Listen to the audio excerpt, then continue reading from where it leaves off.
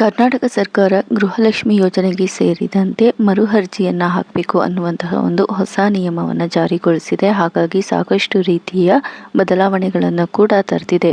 ಈ ಹಿಂದೆ ಎಷ್ಟೋ ಜನಕ್ಕೆ ಗೃಹಲಕ್ಷ್ಮಿ ಹಣ ಆಗಿರಬಹುದು, ಅಕ್ಕಿ ದುಡ್ಡಾಗಿರಬಹುದು ಸರಿಯಾಗಿ ಅಕೌಂಟ್ಗೆ ಬರ್ತಿರಲ್ಲ. ಇದಕ್ಕೆ ಮುಖ್ಯ ಕಾರಣ ಅಂತ ಅಂದರೆ ಬ್ಯಾಂಕ್ ಅಕೌಂಟ್ನಲ್ಲಿ NPCI ಮ್ಯಾಪಿಂಗ್ನ ಮಾಡಿಸ್ದೇ ಇರೋದು. ಹೌದು, ನಿಮ್ಮ ಒಂದು ಹಣ ಅಂದರೆ ಗೃಹಲಕ್ಷ್ಮಿ ಹಣ ಆಗಿರ್ಬೋದು, ನಿಮ್ಮ ಪಿಂಚಿನ್ ಹಣ ಆಗಿರಬಹುದು, ಕೃಷಿಯ ಸಹಾಯಧನ ಆಗಿರಬಹುದು, ಅಕ್ಕಿ ದುಡ್ಡಾಗಿರಬಹುದು, ಇವೆಲ್ಲವೂ ಕೂಡ ಸರಿಯಾಗಿ ನಿಮ್ಮ ಬ್ಯಾಂಕ್ ಅಕೌಂಟ್ಗೆ ನೇರವಾಗಿ ದುಡ್ಡು ಬರಬೇಕು ಅಂತ ಅಂದರೆ ನೀವು ತಪ್ಪದೆ NPCI ಮ್ಯಾಪಿಂಗ್ನ ಮಾಡಿಸ್ಲೇಬೇಕು.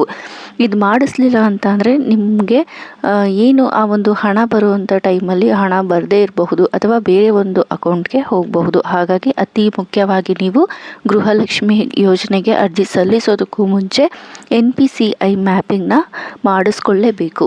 ಹಾಗಾದರೆ ಏನು NPCI ಮ್ಯಾಪಿಂಗ್ ಅಂತ ಅಂದರೆ ಯಾವ ರೀತಿ ಇದನ್ನು ಮಾಡಿಸ್ಕೊಳ್ಬೇಕು ಅನ್ನೋದನ್ನ ನಾನೀಗ ಒಂದು ವಿಡಿಯೋದಲ್ಲಿ ಸಂಪೂರ್ಣವಾಗಿ ತಿಳಿಸ್ಕೊಡ್ತೀನಿ.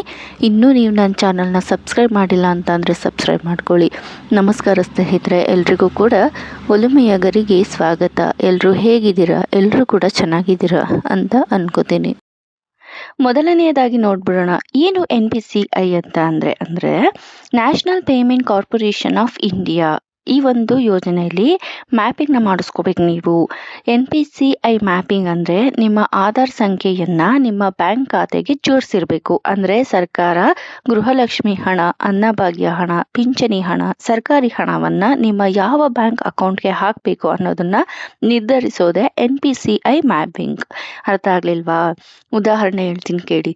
ನಿಮ್ಮ ಹತ್ರ ಒಂದಕ್ಕಿಂತ ಹೆಚ್ಚು ಬ್ಯಾಂಕ್ ಅಕೌಂಟ್ ಇರುತ್ತೆ ಅಂದ್ಕೊಳ್ಳಿ. ಅಂದರೆ ಎರಡು ಮೂರು ಅಕೌಂಟ್ಗಳನ್ನ ನೀವು ಮಾಡಿಸ್ಕೊಂಡಿರ್ತೀರ. 2-3 ಅಕೌಂಟ್ಗೆ ನಿಮ್ಮ ಒಂದೇ ಆಧಾರ್ ಕಾರ್ಡ್ ಲಿಂಕ್ ಆಗಿರುತ್ತೆ.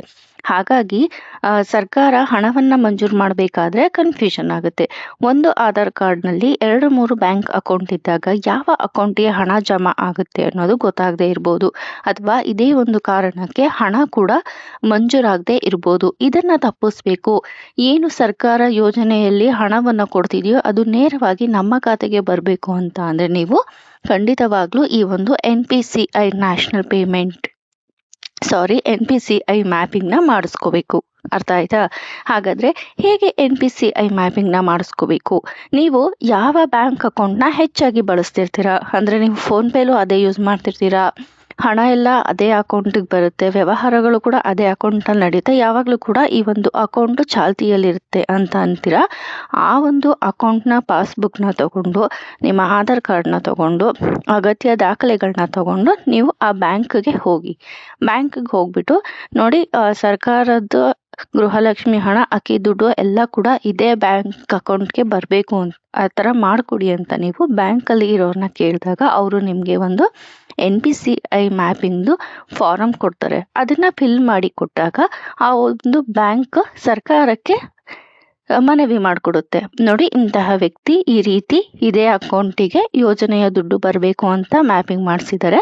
ಹಾಗಾಗಿ ದುಡ್ಡು ನೇರವಾಗಿ ಈ ಖಾತೆಗೆ ಬರಬೇಕು ಅನ್ನೋ ಮಾಹಿತಿನ ಬ್ಯಾಂಕು ಸರ್ಕಾರಕ್ಕೆ ನೀಡುತ್ತೆ. ಇದರಿಂದ ಮುಂದಿನ ದಿನಗಳಲ್ಲಿ ಗೃಹಲಕ್ಷ್ಮಿ ಹಣ ಆಗಿರ್ಬೋದು, ಅಕ್ಕಿ ದುಡ್ಡು ಆಗಿರ್ಬೋದು, ಪಿಂಚಣಿ ದುಡ್ಡು, ಇತರೆ ಸರ್ಕಾರಿ ಹಣ ನೇರವಾಗಿ ನಿಮ್ಮ ಅಕೌಂಟ್ಗೆ ಬರುತ್ತೆ.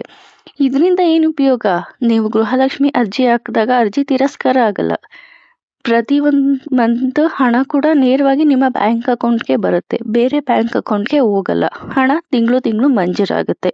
ಹಾಗಾಗಿ ಪ್ರತಿಯೊಬ್ಬರು ಕೂಡ ಹೊಸದಾಗಿ ಗೃಹಲಕ್ಷ್ಮಿ ಅರ್ಜಿಯನ್ನು ಹಾಕೋಕ್ಕೂ ಮುಂಚೆನೆ ತಪ್ಪದೆ ಈ ಒಂದು NPCIನ ನಿಮ್ಮ ಬ್ಯಾಂಕ್ಗೆ ಹೋಗಿ ಮಾಡಿಸ್ಕೊಳ್ಳಿ.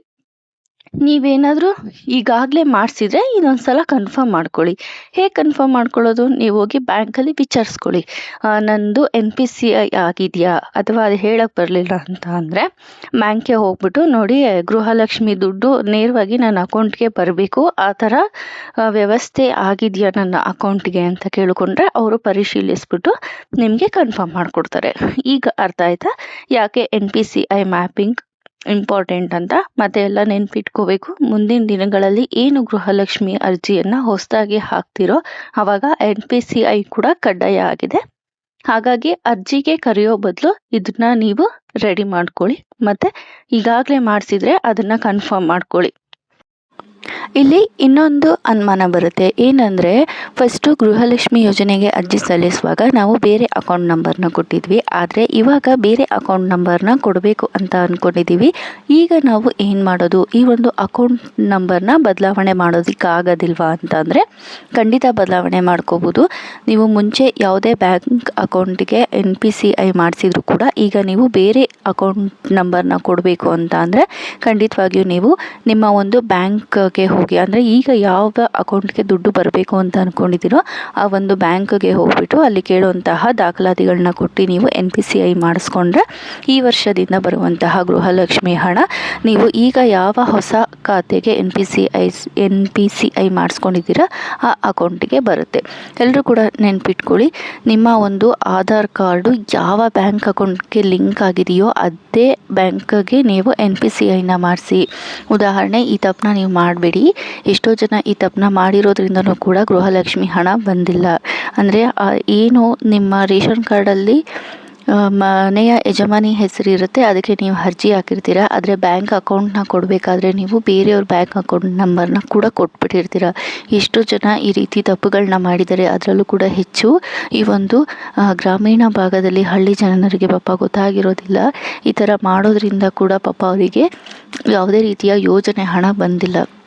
ಹಾಗಾಗಿ ದಯವಿಟ್ಟು ನಿಮಗೆ ಅಕೌಂಟ್ ಇಲ್ಲ ಅಂದರೆ ನೀವೇ ನಿಮ್ಮ ಆಧಾರ್ ಕಾರ್ಡ್ ಮತ್ತು ತಗೊಂಡೋಗಿ ಬ್ಯಾಂಕಲ್ಲಿ ಅಕೌಂಟ್ ಓಪನ್ ಮಾಡಿಸ್ಕೊಂಡು ನಿಮ್ಮ ಖಾತೆಗೆ ಹಣ ಬರುವ ಹಾಗೆ ಮಾಡ್ಕೊಳ್ಳಿ. ನೆನ್ಪಿಟ್ಕೊಳ್ಳಿ, Aadhaar card, mobile number, bank account number ಮತ್ತು ರೇಷನ್ ಕಾರ್ಡಲ್ಲಿ ಈ 4 ಕಡೆ ಮಾಹಿತಿ ಒಂದೇ ರೀತಿ ಇರಬೇಕು. ಈ ರೀತಿ ವ್ಯವಸ್ಥೆ ಮಾಡ್ಕೊಳ್ಳುವಾಗ ನೀವು ಯಾವುದೇ ರೀತಿ ಸಮಸ್ಯೆಗಳನ್ನ ಎದುರಿಸೋಲ್ಲ. ಸರಿನಾ? ಈಗ ಅರ್ಥ ಆಯ್ತಲ್ವಾ? ಗೃಹಲಕ್ಷ್ಮಿ ಅರ್ಜಿಯನ್ನು ಹಾಕೋಕ್ಕೂ ಮುಂಚೆನೇ ಈ ಒಂದು ವ್ಯವಸ್ಥೆನ ಮಾಡ್ಕೊಳ್ಳಿ. NPCIನ ಮಾಡಿಸ್ಕೊಳ್ಳೋದನ್ನ ಮರಿಬೇಡಿ. NPCI ಮಾಡಿಸ್ಕೊಳ್ಳೋದ್ರಿಂದ ನೇರವಾಗಿ ನಿಮ್ಮ ಹಣ ನಿಮ್ಮ ಖಾತೆಗೆ ಬರುತ್ತೆ. ಈ ಒಂದು ಮಾಹಿತಿ ನಿಮಗೆ ಇಷ್ಟ ಆಗಿದೆ ಅಂತ ಅನ್ಕೋತೀನಿ. ಈ ರೀತಿ ಹೆಚ್ಚಿನ ಮಾಹಿತಿಗಳನ್ನ ತಿಳ್ಕೋಬೇಕು ಅಂದರೆ ದಯವಿಟ್ಟು ನನ್ನ ಅಕೌಂಟ್ನ ಫಾಲೋ ಮಾಡ್ಕೊಳ್ಳಿ. ಇನ್ನೂ ಹೆಚ್ಚು ಮಾಹಿತಿಗಳನ್ನ ನಾನು ನಿಮಗೆ ತಿಳಿಸ್ಕೊಡೋದಕ್ಕೆ ಇಷ್ಟಪಡ್ತೀನಿ. ಧನ್ಯವಾದಗಳು.